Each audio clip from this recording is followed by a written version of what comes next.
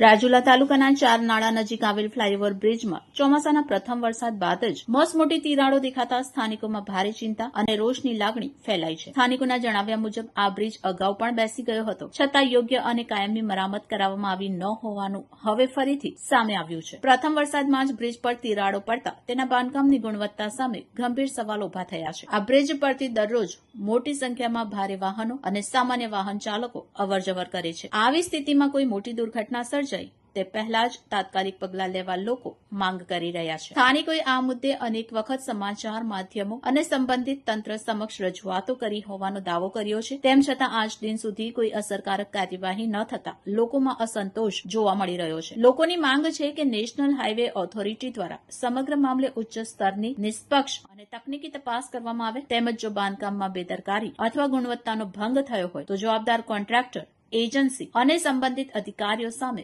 કાયદેસરની કાર્યવાહી કરવામાં આવે। હવે સૌથી મોટો પ્રશ્ન એ છે કે જો આ બ્રિજ ધરાશાયી થઈ કોઈ નિર્દોષ વ્યક્તિનો જીવ જાય અથવા મોટી દુર્ઘટના સર્જાય તો તેની જવાબદારી કોણ લેશે? લોકોનું કહેવું છે કે તંત્ર કોઈ અનિચ્છનીય ઘટના બને તેની રાહ જોવાને બદલે સમયસર કાર્યવાહી કરે અને બ્રિજની સલામતી અંગે તાત્કાલિક નિર્ણય લે। સ્થાનિકોએ તાત્કાલિક તકનીકી સર્વે, જરૂરી હોય તો વાહન વ્યવહાર પર નિયંત્રણ અને બ્રિજના સમારકામ અથવા પુનઃનિર્માણની કામગીરી શરૂ કરવાની માંગ ઉઠાવી છે। બ્યુરો ચીફ નિલેશ ભરવાડ, આઝાદ મીડિયા લાઈવ, જાફરાબાદ। મારું નામ પ્રતાપભાઈ વરુ।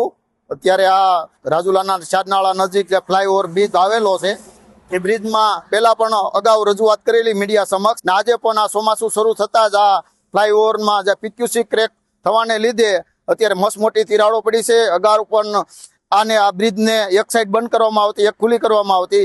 અગાઉ બ્રિજ પણ ફ્લાયઓવર બ્રિજ બેસી ગયો હતો। હિંડોળાએ પણ આ બ્રિજ ઉપર આવી પરિસ્થિતિ છે। તો નેશનલ ઓથોરિટીના અધિકારીઓને મારી ઉગ્ર માંગ છે કે આ એજન્સી સામે તાત્કાલિક કાર્યવાહી કરવામાં આવે। આ બ્રિજમાં હલકી ગુણવત્તાવાળું જે પીક્યુસીમાં જે કોન્ક્રીટ વાપરવામાં આવ્યું, હલકી ગુણવત્તાવાળું વાપરવામાં આવેલું છે, તેમજ હલકી ગુણવત્તાવાળી માટી વાપરવાના કારણે અવારનવાર આ પીક્યુસી ક્રેક થવાને લીધે મસમોટી તિરાડો થાય છે। આ ફ્લાયઓવર બ્રિજ બેસી જાય છે।